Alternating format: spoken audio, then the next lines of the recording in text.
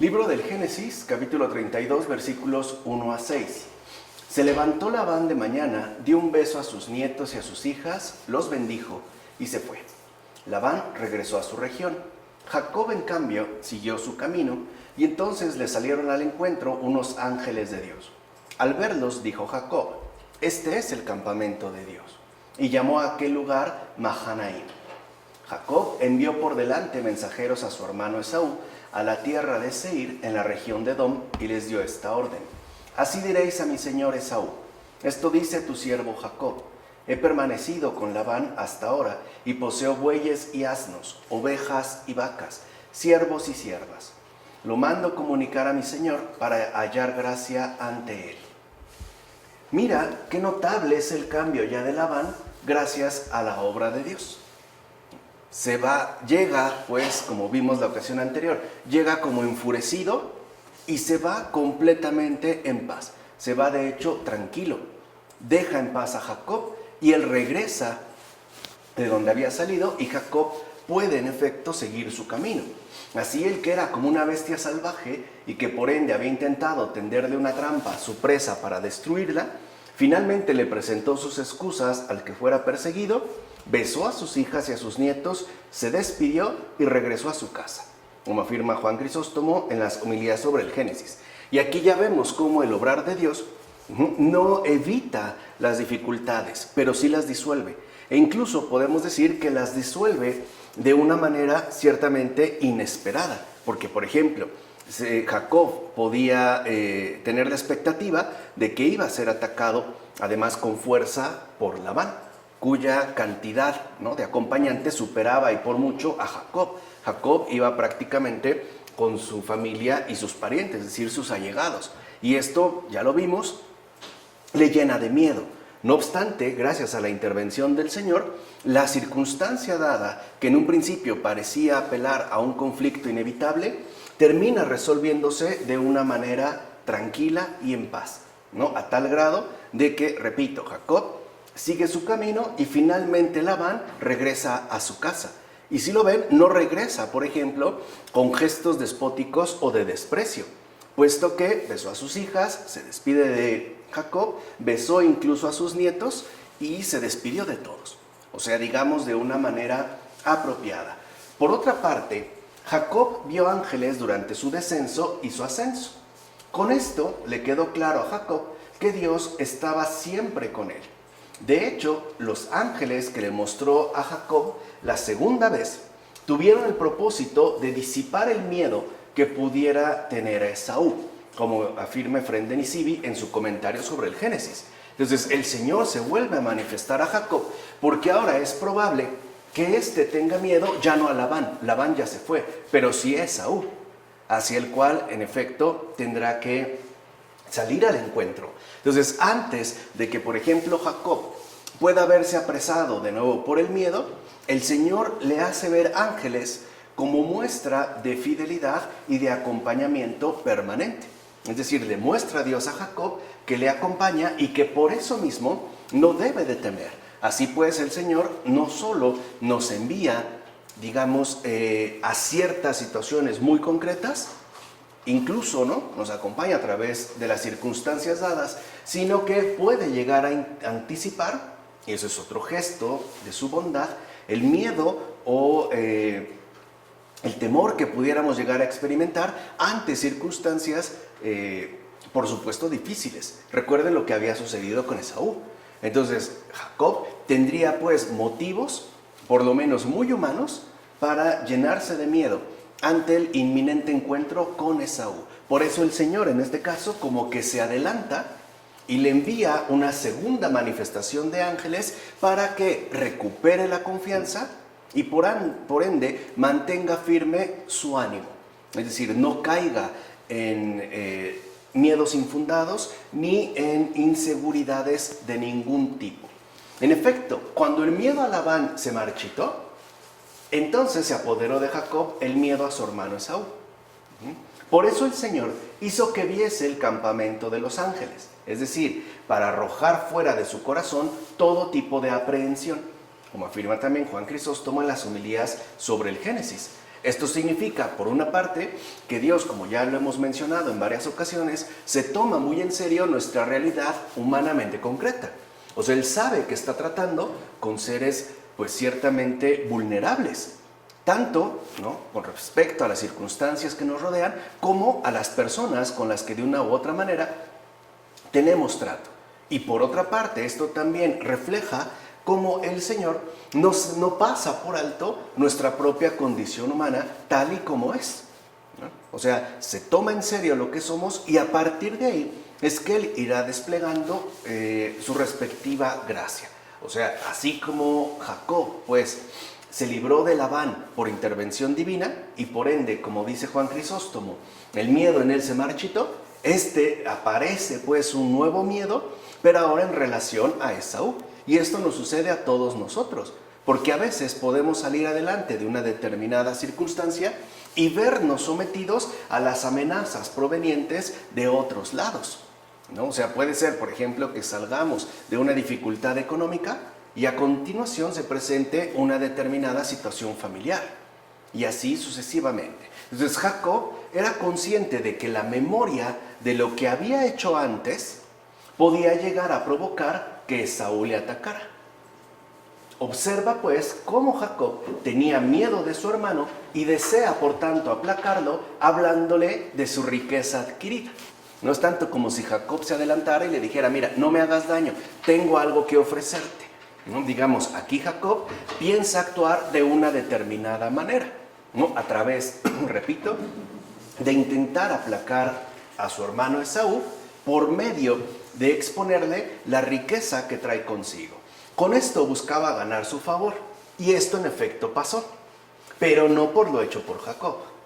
O sea, no es tal riqueza la que va a aplacar a Esaú, o la que va a evitar que finalmente, ¿no?, ataque a Jacob, sino que se dio porque fue Dios mismo quien aplacó el corazón de Esaú e incluso lo hizo cortés.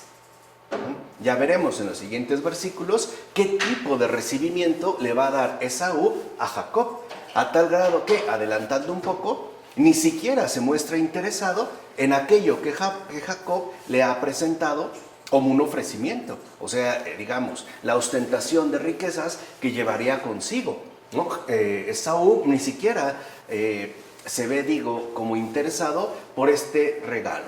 Después de todo, si a causa de lo que dijo Jacob a Labán, el Señor le hizo cambiar, con mayor razón obró para que el propio hermano fuese amable con el justo, como afirma Juan Crisóstomo también en las homilías sobre el Génesis.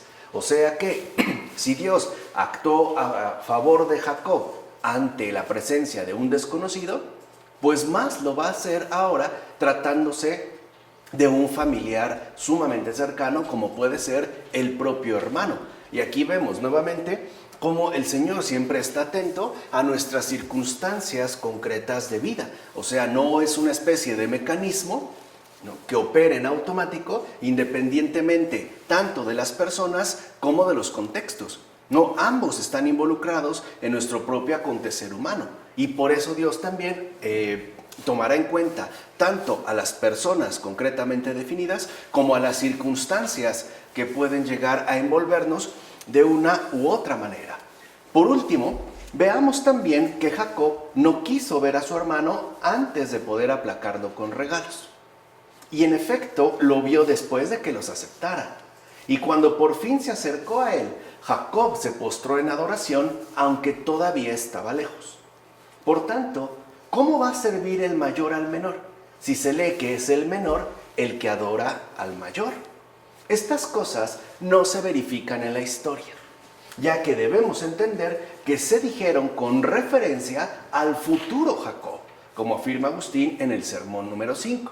O sea, ya habíamos dicho que la Escritura no contiene una línea cronológica de narración, sino que esta narración está dada a partir de la condición teológica que busca hacernos transmitir. Recuerden que lo dicho, por ejemplo, en torno a Esaú y a Jacob desde su nacimiento, era que el menor iba, ¿no?, a gobernar sobre el mayor.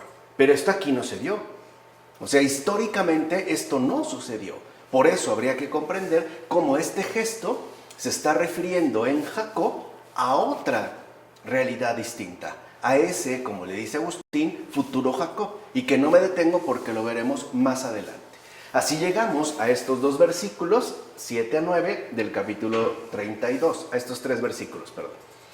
Volvieron a Jacob los mensajeros diciendo: hemos llegado hasta donde está tu hermano Esaú, y también él viene a tu encuentro acompañado de 400 hombres. Se estremeció Jacob y se llenó de angustia, y eso que ya había visto los ángeles.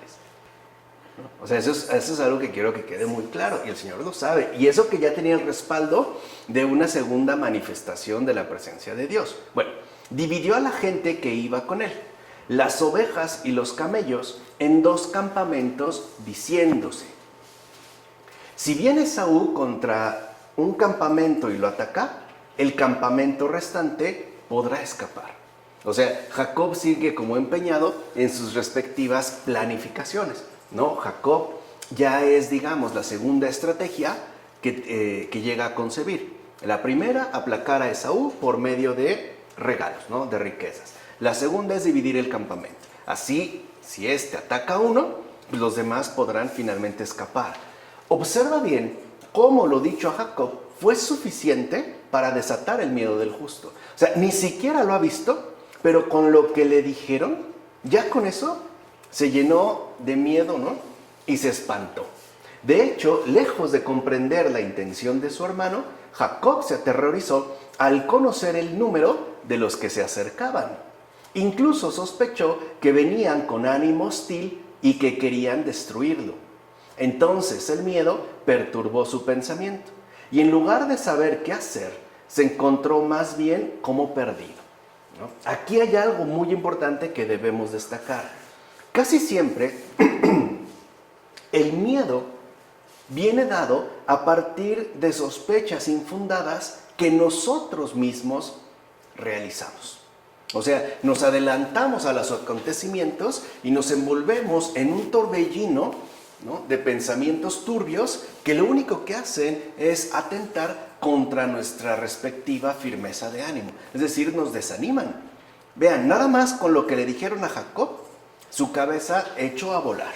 Se imaginó muchas cosas. Por ejemplo, que ya venía, ¿no?, completamente decidido a acabar no solo con Jacob, sino con toda su familia. Aquí vemos por qué, y lo hemos insistido, es tan fundamental que no le demos rienda suelta al pensamiento, y menos aún cuando este pensamiento está referido a situaciones no fundadas en circunstancias concretas. O sea, cuando no hay pues una real objetividad, porque es muy común que nuestra alma quede abatida a partir de pensamientos infundados, sea lo que sea, o sea bajo condiciones que sean. Así pues, aterrorizado con la perspectiva de la muerte ante él, dividió a todos los que estaban con él en dos campamentos. Vemos, por tanto, lo siguiente: fue el miedo y el gran terror los que le ordenaron hacer estas cosas. Por eso se refugió entonces en el Señor y clamó, como afirma Juan Crisóstomo en las homilías sobre el Génesis. O sea que aquí también se nos ejemplifica a través de Jacob un modo muy usual en el cual reacciona el alma creyente. O sea, muy fácilmente se llena de miedo y de gran terror debido a pensamientos infundados. Pero lo importante también es darnos cuenta que no estamos obligados a permanecer en tal estado indebido, porque de hecho esto ha sido producto de nuestra propia fantasía, o sea, de nuestra propia ideación, una ideación tóxica, ¿no?, venenosa, que ya pondría al descubierto nuestra verdadera situación de seres humanos caídos. O sea, ahí se ve pues que hemos sido heridos en nuestra naturaleza más esencial. Por eso lo fundamental es que nos demos cuenta que no estamos obligados, repito, a permanecer enrolados dentro de este torbellino caótico, y que podemos salir de esta a partir de dirigirnos al Señor y clamar a Él. Recuerden que clamar es básicamente un gritar, ¿no? Es una voz fuerte, llena de convencimiento, para salir, en efecto, de los tormentos que podemos llegar a experimentar. O sea, en pocas palabras, también es muy importante aprender a pedirle al Señor que aplaque nuestros pensamientos violentos, nuestra violencia intelectual, que además suele causarnos enormes daños. Así pasamos a los versículos 10 a 13 de este capítulo 32. Entonces clamó Jacob. Vean, su alma, ¿no?, queda completamente sujeta al miedo y al terror, y entonces clamó Jacob: Dios de mi padre Abraham, Dios de mi padre Isaac, el Señor que me dijiste, vuelve a tu tierra, a tu descendencia, que yo seré generoso contigo. Soy indigno de todos los favores y de toda la lealtad que has mostrado con tu siervo, pues atravesé el Jordán sin otra cosa que mi cayado. Y ahora he llegado a formar 2 campamentos. Líbrame de la mano de mi hermano Esaú, porque tengo miedo de él. No vaya a venir y mate a la madre con los hijos. Tú mismo dijiste: seré muy generoso contigo y multiplicaré tu descendencia como la arena del mar, que por ser tanta no se puede contar. Veamos, o sea, de entrada ya se nos da también como los perfiles fundamentales de esta súplica. Y son 2, sencillez y sinceridad. Vean cómo Jacob no se anda pues con rodeos. No, Jacob va al grano. A ver, ¿está sucediendo esto? Yo confío en ti y me está pasando esto. Ayúdame en esto. O sea, ahí hay una sencillez y también hay una sinceridad. Él mismo reconoce que tiene miedo por lo que él está pensando, es decir, por lo que él está suponiendo, no por lo que está sucediendo. Y esto también debemos aprenderlo al momento de dirigir nuestras súplicas al Señor. Sencillez y sinceridad. No nos andemos con rodeos. Vayamos al grano de la manera más simple posible y por ende también de la manera más sincera posible. Seamos pues claros y concretos, sin tratar de adornar a lo mejor lo que está experimentando nuestro corazón, y tampoco tratar como que de maquillar quizá las situaciones que estamos experimentando interiormente cada uno de nosotros. Esto es muy importante. Vean cómo entonces la Escritura no solo nos habla de los problemas que atravesamos, sino también de las soluciones que debemos asumir. Ahora, Jacob se marchó con un cayado, el cual presentó para tomar esposa. Pues bien, para redimir a la iglesia, Cristo llevó el madero de la cruz. ¿Y no es acaso este madero de la cruz el que doblega toda inquietud del corazón? ¿Acaso debemos temer a los que nos persiguen si estamos protegidos por su cruz? Las persecuciones no terminarán, es cierto, pero Jacob nos ha enseñado a clamar al Señor ante toda adversidad. Con tal aclamación es que podremos experimentar la salvación de Dios, como afirma Cesáreo de Arles en el sermón. Y en efecto, la aclamación que aquí se nos propone es para que podamos experimentar en carne propia la salvación de Dios, lo cual es infinitamente mayor que cualquier adversidad posible. O sea, veamos cómo el Señor pues sabe de las dificultades que tenemos, pero al mismo tiempo, nos invita a experimentar algo infinitamente más grande. O sea, en este caso, su propia salvación, ¿vale? Por eso se nos enseña a que las dificultades no van a desaparecer, pero que esto no significa que tengamos que vernos obligadamente privados de experimentar su respectiva salvación, ¿no? Por eso vemos cómo se toma muy en serio la experiencia del alma creyente y nos va exponiendo, repito nuevamente, de qué manera nosotros debemos dirigirnos al Señor, sobre todo en los momentos complicados. Que ya vimos, estos momentos complicados se vuelven ante todo dolorosos por los propios pensamientos, no por los sucesos en sí, sino por las ideas, o incluso me atrevo a decir, por los desvaríos que llegamos nosotros a producir de una manera frenética. Versículos 14 a 22 de este capítulo 32.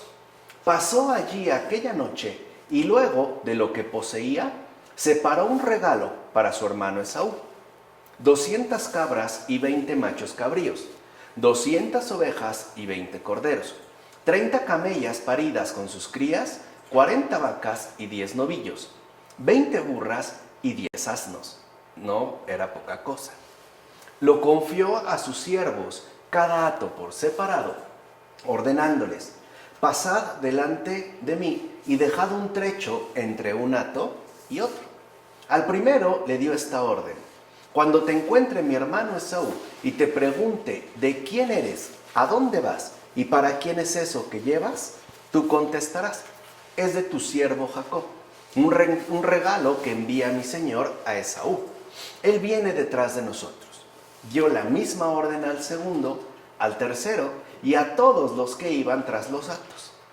Esto es lo que diréis a Esaú cuando os encontréis con él, y añadiréis: tu siervo Jacob viene detrás de nosotros. Pues se decía: lo aplacaré con el regalo que va por delante, y después lo veré cara a cara. Quizá esté a mi favor. El regalo pasó por delante de él, y él se quedó aquella noche en el campamento. Y vean cómo es una actitud, además, humanamente muy frecuente. Por ejemplo, si en una pareja alguno cometió un error, o alguna imprudencia o algo, busca la manera de poder ganarse su favor por medio de algún regalo. Una cena, un reloj, unos aretes, un viaje. O sea, seguimos siendo Jacob. Ahí vemos cómo esto sigue sucediendo. ¿Por qué? Porque tratamos de convencer a la otra persona de que debe anular cualquier hostilidad a nosotros, no por lo que nosotros hicimos, sino por lo que ahora le estamos ofreciendo, ¿no? O no sé, un ramo de flores o una serenata, como para calmar pues los ánimos. Veamos qué sucede aquí. Mira lo siguiente: con la intención de pedir la paz a su hermano, Jacob durmió aquella noche en el campamento. Esto se debe a que la virtud perfecta tiene un reposo tranquilo y sereno. O sea, no se dice que Jacob no haya pegado el ojo en toda la noche, sino que pasó ahí la noche, o sea, durmió. Y en efecto, es propio de los más perfectos el no ser influidos tan fácilmente por las cosas mundanas. O sea, no es ni siquiera que estuviera perturbado por todo aquello que le iba a dar Esaú, en términos materiales. El no ser turbados por el miedo, el no ser agitados por la sospecha, el no ser abatidos por el terror, el no ser afligidos por el dolor, ya que tiene como calmado el espíritu. Ahí está el efecto inmediato de el clamor a Dios. Ahí se ven los efectos. O sea, generalmente es difícil, ¿no?, bastante complicado, captar las acciones de Dios. Pero no es igualmente difícil darse cuenta de los efectos que produce. Por ejemplo, no se menciona que Dios le haya dado una respuesta directa a Jacob. No se menciona. Pero ya se deja en evidencia al mostrar esta experiencia de profunda calma y serenidad que adquiere Jacob. O sea, Dios le respondió, no con palabras, sino generando en él, ¿no?, una especie de tranquilidad en el espíritu que le permitió incluso, ¿no?, pasar la noche tranquilamente. Por eso me regreso, para que vean cómo estos aspectos que aquí vamos a subrayar son en efecto opuestos, totalmente contrarios a la paz del Señor. Primero, el hecho de verse influido, turbado, agitado, abatido y afligido. Estas cosas no tienen nada que ver con el Señor, porque la presencia del Señor siempre provoca que el espíritu se calme. O sea, la presencia de Dios siempre trae consigo la paz del alma, siempre. Cuando se presenta aflicción, cuando se presenta abatimiento, cuando se presenta turbación, cuando se presenta agitación, inquietud, etc., debemos de reaccionar lo más pronto posible y acudir al clamor. O sea, suplicarle al Señor, ya dijimos, de la manera más sencilla y sincera posible. ¿Para qué? Para que experimentemos su salvación en carne propia y no solo en términos exteriores. Por ejemplo, en términos de la resolución de los conflictos o dificultades que podamos atravesar, sino también en términos interiores, en términos verdaderamente espirituales, donde podemos llegar en efecto a pasar una noche tranquila a pesar de las dificultades que parecen estarse desbordando. O sea, esta serenidad, ¿no?, del espíritu, la pacificación del corazón. En efecto, su espíritu permanece fijo en un anclaje seguro. Pues bien, es Cristo quien ha traído esta estabilidad a los cristianos.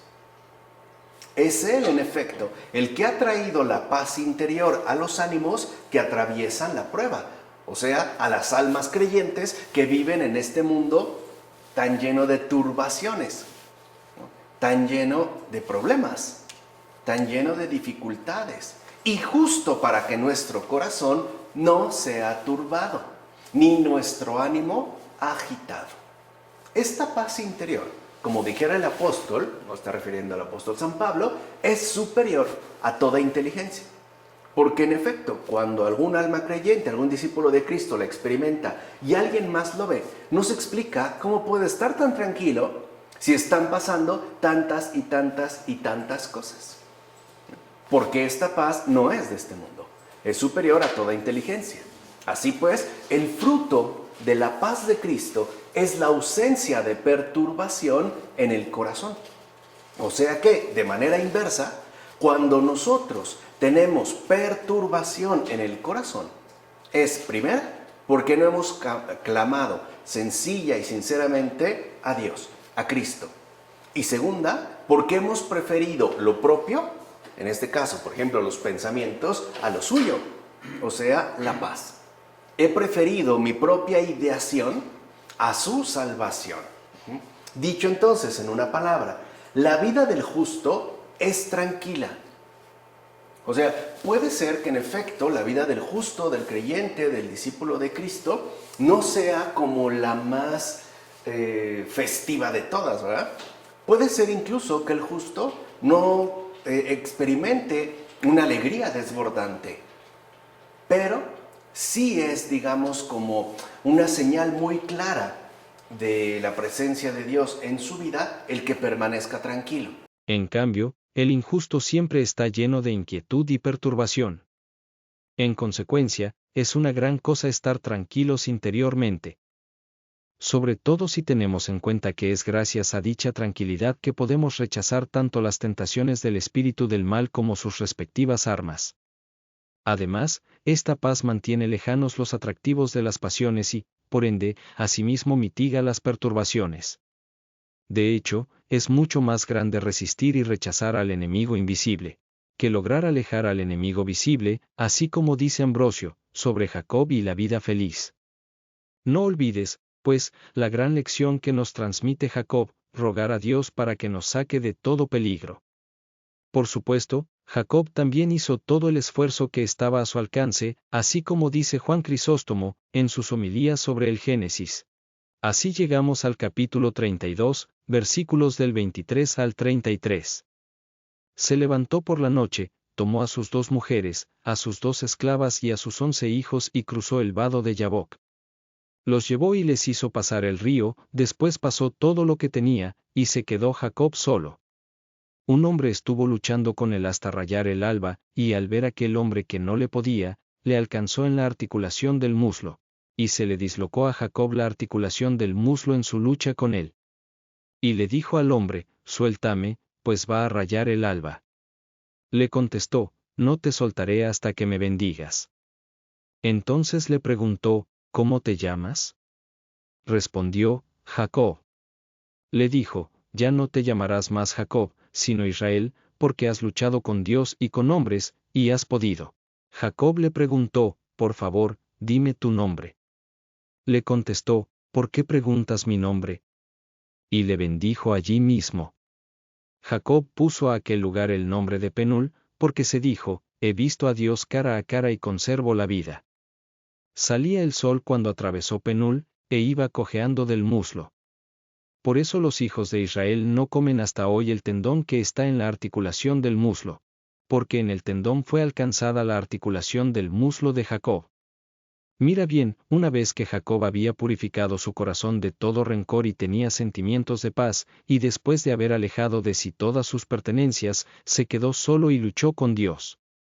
Así, pues, quien no se preocupa de las cosas mundanas, se acerca más a la imagen y a la semejanza de Dios. En efecto, ¿qué quiere decir luchar con Dios sino emprender la lucha por la virtud y entrar por tanto en combate con uno que es mucho más fuerte para ser imitador de Dios? Además, porque la devoción de Jacob era inmensa, el Señor le reveló los misterios secretos golpeando la articulación de su muslo. En efecto, de su descendencia estaba destinado a nacer de la Virgen el Señor Jesús, que no era ni inferior a Dios ni diverso de Dios. Así, pues, el lado del muslo que quedó entorpecido simbolizaba la cruz, porque él traería la salvación a todos extendiendo la remisión de los pecados sobre todo el mundo, y con el entorpecimiento y la muerte de su cuerpo. Asimismo, alcanzaría la resurrección de los difuntos. Por este motivo, y no inmerecidamente, sale el sol sobre el santo Jacob, por cuya estirpe resplandeció la cruz salvadora del Señor, en cuanto él mismo es la luz eterna, como dice Ambrosio, sobre Jacob y la vida feliz. Jacob luchó con aquel ángel que representaba a Cristo. En efecto, a pesar de ser muy superior por su poder, sucumbió el ángel y prevaleció Jacob. Pues bien, de idéntica manera sucumbió Cristo el Señor ante los judíos. Ellos, pues, prevalecieron cuando le dieron muerte. Sí, fue vencido. Pero donde fue vencido alcanzó la victoria para nosotros. ¿O no es verdad que de sus heridas se derramó la sangre que nos redimió? Ahora bien, no olvides que el vencido es quien bendice, y habiendo sufrido libera. Así tuvo lugar la bendición plena. De hecho, la imposición de nombre tan sublime, Israel, es una gran bendición, ya que Israel se traduce por el que ve a Dios. Así, pues, Israel es nombre para uno solo y premio para todos, como dice Agustín, en el sermón. Por otro lado, la parte marchita de Jacob simboliza a los malos cristianos, puesto que en el mismo Jacob se encuentran la bendición y la cojera. Es bendecido por los que viven bien, y es cojo por los que viven mal. Así, pues, en un mismo hombre están representadas ambas personas. Ya después se hará la distinción, es decir, cuando al final los malos sean separados. Por eso la Iglesia, al menos por el momento, está coja. De hecho, se apoya fuertemente sobre un solo pie, ya que el otro está dañado. Por supuesto, hay cristianos convencidos que sirven a Dios. En este caso los admiran, los siguen y se convierten. Pero otras veces solo se fijan en los que se comportan mal y se critica a la Iglesia. Pues bien, los que se comportan mal pertenecen al muslo golpeado de Jacob. Son, pues, la parte lastimada de un solo cuerpo, como dice Agustín, en el sermón. No es como que tan fácil, ¿no? Poder distinguir unos a otros. Esto será hasta el final. Pero esto es, como ya lo habíamos visto en versículos anteriores, también como una gran escuela de caridad. Es la gran escuela de virtud. Es, por ejemplo, para los tenebrosos, pues, llamados a la luz. Y para los luminosos, un ejercicio constante de caridad, por ejemplo. Ahí es donde se da, digamos, como este ejercicio de crecimiento interior. Ahora bien, ¿qué significa luchar con Dios? Significa la lucha por poseer a Cristo. Es decir, la dura lucha por poseer la virtud y el amar a los enemigos. ¿O no me van a decir que es cosa fácil? O sea, no me van a decir que optar por la vida meramente virtuosa, es decir, por optar por la fidelidad a Cristo, es la cosa más simple que uno puede adquirir. No es verdad. Recordemos esa famosa frase, luego muy mal aplicada por muchos, ¿no?, de la gran Santa Teresa de Jesús. Cuando dado el momento le dice, ahora entiendo por qué tienes tan pocos amigos. O sea, se trata de una dura lucha. ¿No? Santa Teresita del Niño Jesús y de la Santa Faz decía, mi esposo me ha hecho, hablando de Cristo, un lecho precioso, lleno de rosas. Pero las rosas tienen espinas y sí duele. O sea, no se trata de que es puro algodón de azúcar, ¿no? también ahí hay una lucha. Hay una lucha justo por poseer, pues, la gracia que se nos envía. ¿O no es verdad que en efecto posees a Cristo cuando amáis al enemigo? Mira pues cómo Jacob es bendecido, pero también herido. Al final es bendecido porque es vigoroso. Entonces, muchas veces, en efecto, las bendiciones que recibimos del Señor también involucran un cierto tipo de heridas. Estas heridas no son daños a la manera en la cual nosotros lo entendemos, sino son como aspectos que nos invitan a crecer más, a ejercitarnos ciertamente todavía más. De hecho, en la vida cristiana hay momentos en los que podemos llegar a suponer que ya alcanzamos un cierto nivel aceptable y de repente, ¿no? Pareciera que el Señor nos está exigiendo más y más y más y más. Y uno como dice, ya, alto. Y ahí empieza la lucha. Otra vez, o sea, parte de esta lucha. Pero es así, o sea, lo que quiero que entiendan es que esto forma parte de nuestra experiencia creyente. O sea, no es una cuestión inaceptable, no, es parte, pues, de las propias exigencias de la fe. Ahora, fíjate bien cómo no se permite que siga la lucha cuando ya empieza a amanecer. ¿Se acuerdan que ahí, no? Es el Señor el que la detiene, a punto de rayar el alba. O sea, cuando ya empieza a amanecer, ya no se permite la lucha. ¿Por qué? Porque no se lucha con los que están en la luz, solo con los que permanecen en la oscuridad.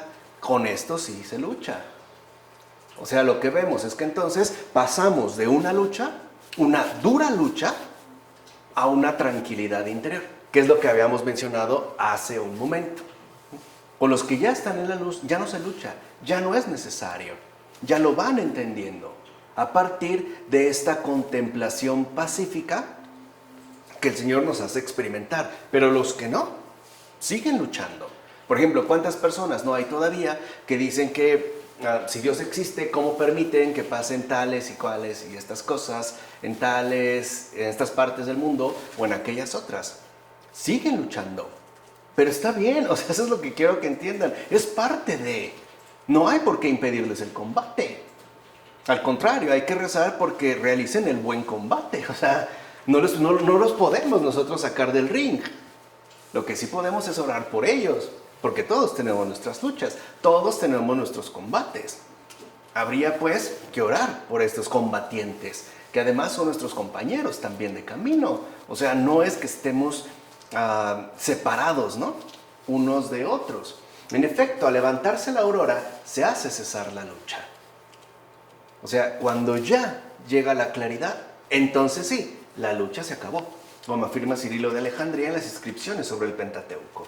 Ahora, por amanecer, entendamos la luz de la verdad y de la sabiduría. Con esta luz se ha de gozar, ya que esta noche, o sea, la iniquidad del mundo, pasará. Así pues, cuando venga el Señor, se hará el amanecer, y entonces veremos también lo que ven los ángeles. En consecuencia, esfuérzate por prevalecer en Dios. Sé fuerte, persevera, y no te des por vencido en medio de la noche. Por eso aquí hago un breve paréntesis. Con Dios se vale patalear, se vale pegar, se vale insultar, se vale blasfemar, pero no renunciar. Esto no. No darnos por vencidos, sino seguir adelante, ¿no? Como a veces los niños regañados que ahí van detrás de sus padres de mala gana, ¿no? Pero ahí van, ¿no? Decía el santo cura de Ars que Dios parece que nos salva como incluso a nuestro propio pesar, ¿no? Decía el santo cura de Ars, parecemos un niño que sale corriendo hacia un peligroso acantilado y va el papá y lo agarra por atrás antes de que se vaya al precipicio. Y el niño, ¿no?, en brazos del padre, lo primero que hace es voltearse y cachetearlo, arañarle, insultarle, decirle, tú no me quieres, tú no me amas, ¿no? Déjame, suéltame, no sé qué, me estás lastimando, no me dejas hacer lo que quiero, bla, bla, bla. Decía el cura de Ars, pero el padre ni se inmuta, al contrario, nos abraza más fuerte, ¿no? Así se desaten los salivazos o las mordidas. O sea, esto es lo que quiero que entiendan. Esta es la realidad propia de nuestra experiencia de fe. Porque además, no debemos olvidar que pronto llegará el amanecer. Por eso habíamos dicho ya también con anterioridad que los dos elementos que más vamos a necesitar para perseverar son confianza y paciencia. Ahora, no solo ser pacientes con los demás, también ser pacientes con Dios y también con uno mismo. No te desesperes, o sea, pues hay situaciones que no se dan a la primera. Por ejemplo, ¿quién de nosotros aprendió a andar en bicicleta en 2 segundos? O sea, ninguno de nosotros se subió y ya andaba yendo. No, titubeamos, caímos, pero bueno, tuvimos confianza en que lo vamos a alcanzar y avanzamos. No queramos, por lo tanto, cambiar este mundo. Este mundo va a pasar. El verdadero combate cristiano no es cambiar al mundo. Es esforzarse porque el mundo no te cambie a ti. Esto sí, esta es la lucha. Y cuesta, y es muy dura, sobre todo cuando parece, ¿no?, que todo se pone en nuestra contra. Entonces, no olvidemos, pues, que pronto llegará el amanecer, vamos de noche, y que finalmente seremos bendecidos, igual que Jacob, porque eso es al final lo que nos espera. Ahora, vamos de noche, y esto también es algo muy importante de tener en cuenta. Por ejemplo, cuando nosotros estamos en un lugar muy iluminado, y de repente entramos, o que esté muy iluminado, entramos a una zona verdaderamente oscura, ¿cómo andamos? ¿Cómo procedemos? Pues con cautela, ¿no? No nos vayamos a pegar, extendemos las manos, hasta titubeamos dónde está el pie, ponemos atención, o sea, se despiertan todos nuestros sentidos. Por eso es que si la noche de iniquidad, que es este mundo, ¿no?, se presenta como tal, pues tenemos que tener muy activos todos nuestros sentidos, tanto corporales como espirituales. Tenemos que tener muy abiertos los ojos. En eso ha insistido una y otra vez, por ejemplo, el Papa Francisco, ¿no?, al decir que tenemos que ir a las periferias. O sea, no podemos ser ciegos ante todo lo que sucede, ni podemos seguir permaneciendo callados ante todo lo que ocurre, ¿no? Incluso debemos oler esa especie de fetidez que desprende tanta putrefacción social, por ejemplo, ¿no?, tanta bajeza en términos de humanidad. Palpar incluso el sufrimiento, ¿no?, la carne sufriente de nuestros prójimos. Sí, pero también tener, en este caso, muy despiertos todos nuestros sentidos espirituales. No quedar, pues, adormecidos, y hacerlo de una manera confiada y paciente, es decir, poco a poco. Bueno, ahora bien, ¿por qué Jacob, que aparece como más fuerte al sujetar al hombre con el que luchaba, le pide la bendición a aquel a quien retenía justo cuando ya estaba arribando el alba? Porque esta lucha prefiguraba ya la que tendría lugar entre Cristo y los hijos de Jacob. En efecto, contra este hombre ha luchado el pueblo de Jacob. Y en esta lucha, este pueblo se ha mostrado más fuerte, ya que en efecto consiguió contra Cristo la victoria de su iniquidad. Ciertamente, ya desde el propio Jacob comenzó a cojear, y por ende a ir inseguro y tambaleante en el camino de la propia fe y de la propia salvación.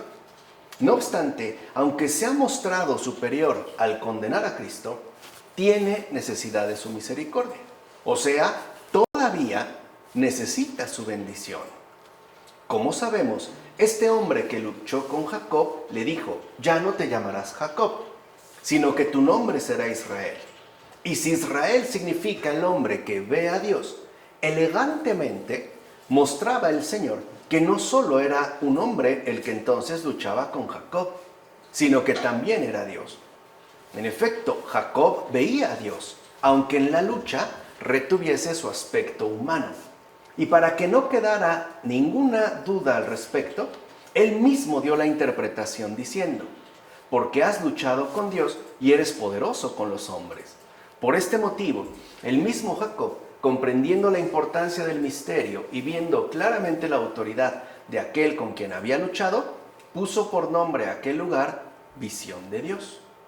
Mira bien, ciertamente vio a Dios y estuvo luchando con él como si lo hubiera estado haciendo con un hombre, y casi como si fuera el vencedor lo sujetó, pero en cuanto inferior le pidió la bendición al supuestamente vencido, como si se tratara de Dios.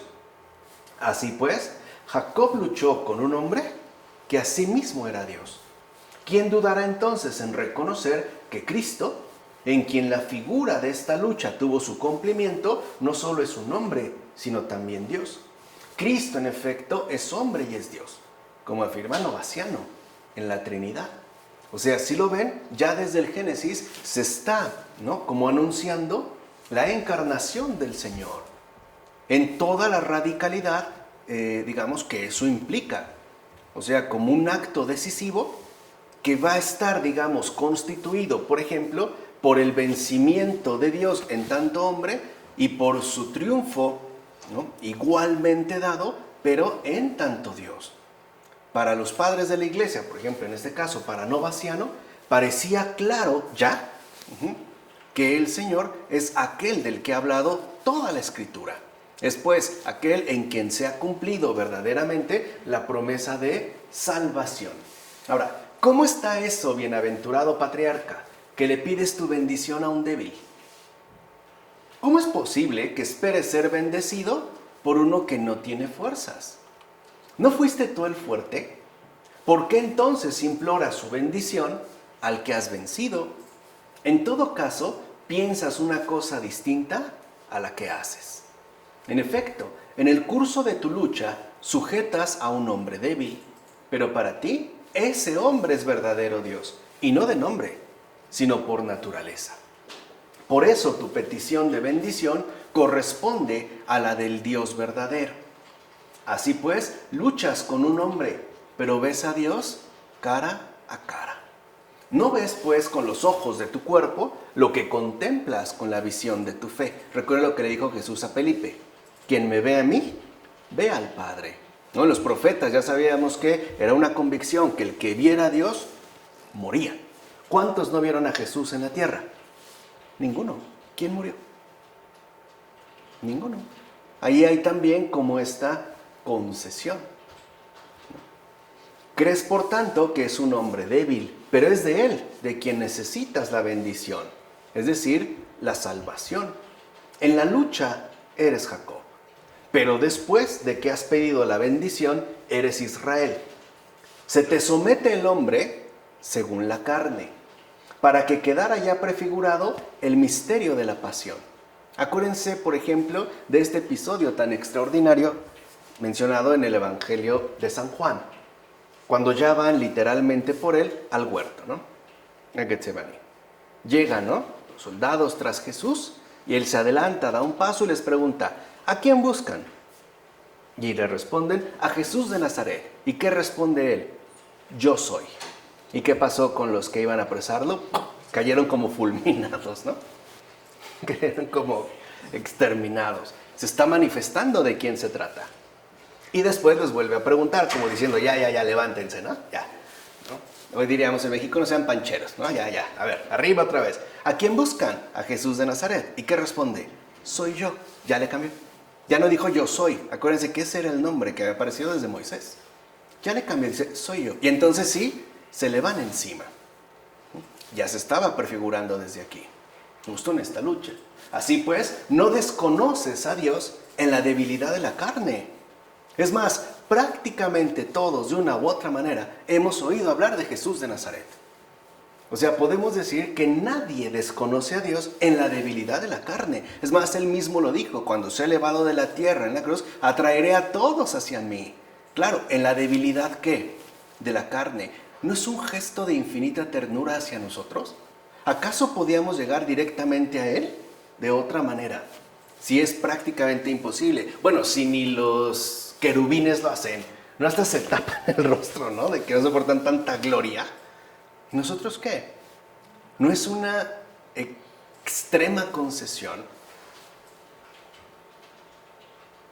¿No es realmente extraordinario lo que el Señor ha hecho?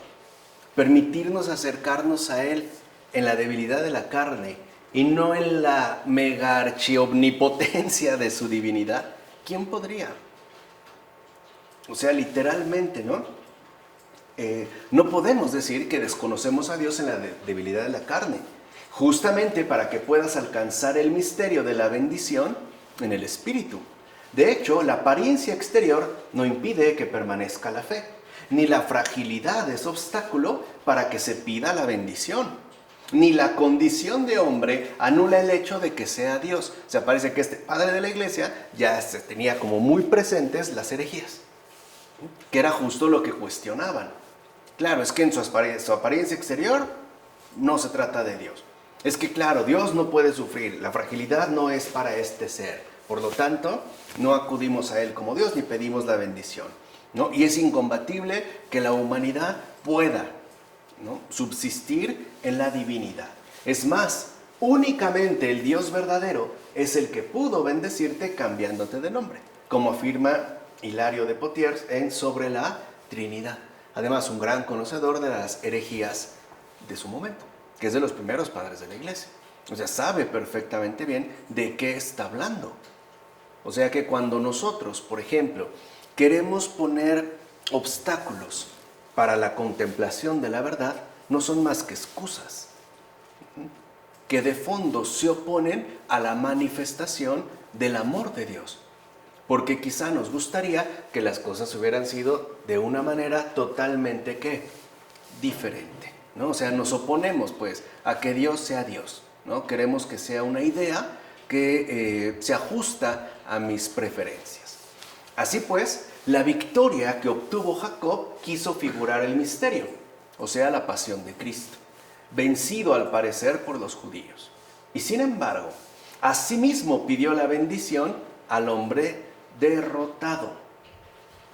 Y su bendición consistió en la imposición del nombre Israel, que significa viendo a Dios. Esta es la visión que será el premio de todos los santos en el fin del mundo, como afirma Agustín en La Ciudad de Dios. Y esto ya nos deja entrever algo fundamental. El pueblo judío, hasta la fecha, lleva esta bendición. No es pues de ninguna manera un pueblo maldito, ni pesa sobre él una maldición de ningún tipo. Es una bendición. Tan es una bendición que incluso en los propios campos de exterminio alemanes se vive como este ofrecimiento al Señor en términos de una bendición, ¿no? Quien lo entrevé muy bien, por ejemplo, es este literato Stefan Zweig, hacia el final de su obra titulada El mundo de ayer, donde expone que ahí pareciera que se ofreció como un sacrificio, ¿no?, muy particular, que en efecto es inseparable de ese sello tan especial que tiene este pueblo hasta el fin del mundo. O sea, quitémonos ya también esta idea falsa de que los judíos tienen algo de maldito. Eso déjenselo, por ejemplo, ¿no?, a las fábulas del judío errante, y sobre todo a las novenas de Eugene Sue, ¿no?, que precisamente se titula El judío errante. Está mala, ¿no?, fama adquirida. No. Aprendamos también a ver la bendición del pueblo de Israel en estos momentos. O sea, en ningún momento están faltos de esta bendición. Es una bendición especial. Recuerden que por el momento, a lo mejor nosotros como gentiles somos los primeros, pero somos los menores. Ellos son los mayores. Y ellos nos han precedido. Y de hecho nos han precedido y nos abrieron camino, cosa nada fácil, en el terreno de la fe. Y les costó siglos, como para que a estas alturas nosotros queramos despreciarlos o denigrarlos sin ningún tipo de fundamento. Bueno, de hecho, Jacob recibió la bendición para dejar en claro que el vencido no estaba enojado porque un ser terrenal hubiera prevalecido sobre él. Al contrario, su bendición era muestra clara de su amor, como afirma Efrén de Nisibi en su comentario sobre el Génesis. Y esto es muy importante. O sea, el hecho de que un ser terreno, pues, parezca prevalecer sobre Dios mismo, no es algo que le enoje, es algo que él mismo ha asumido. Y ahí es donde se pondría de manifiesto la verdadera dimensión invencible de su amor. Esto es también como algo que quizá habría que retomar de manera profunda en estos tiempos. ¿Ves ya cómo el Señor siempre muestra consideración ante nuestras limitaciones humanas? ¿Te das cuenta ya cómo todo lo realiza según su amor característico? Recuerda siempre que nuestras humanas luchas con Dios no son motivo de enojo por parte de Dios, sino de bendición, a pesar de nuestra lucha. Esto hay que grabárselo bien en el corazón. Nuestras luchas con respecto a Dios no son motivo de enojo por parte de Él. No es que se enoje. O sea, ¿cómo se puede enojar de nuestras flaquezas? Si no va a sacar de estas flaquezas una gran bendición a pesar de nuestra respectiva lucha. No es como el padre, la madre, ¿no? Que a pesar de enojarse con sus hijos o luchar, discutir con sus hijos, está dispuesto, ¿no?, a darles una sonrisa, incluso un abrazo o una nueva muestra de afecto. O sea, la relación con Dios no se da en los criterios meramente humanos, de enojo o no enojo. No, se da en términos de fidelidad. Por eso, en síntesis, que las generaciones futuras nunca se olviden de la bondad de Dios. Es decir, que no caigan de nuevo en el error. Es decir, tanto en la negación de dicha bondad como en la ingratitud. Algo que lamentablemente hoy está muy a la orden del día. O bien la negación de dicha bondad, o bien una especie de ingratitud sumamente contagiosa, ¿no? Como que esta bondad no la vemos. Y si la vemos al final, como que no nos interesa. Sino que las generaciones futuras recuerden lo siguiente. O sea, que las generaciones futuras, pues, más bien recuerden lo siguiente. Dios quiere siempre bendecirnos, jamás perjudicarnos. Jamás. Como afirma Juan Crisóstomo en sus homilías sobre el Génesis. Que esta sería una buena frase para traerla por lo menos un mes, de día y de noche. Sobre todo en estos tiempos. Dios siempre quiere bendecirnos, jamás perjudicarnos. ¿De acuerdo? Vamos a dejarles aquí en nombre del Padre, del Hijo, del Espíritu Santo. Amén.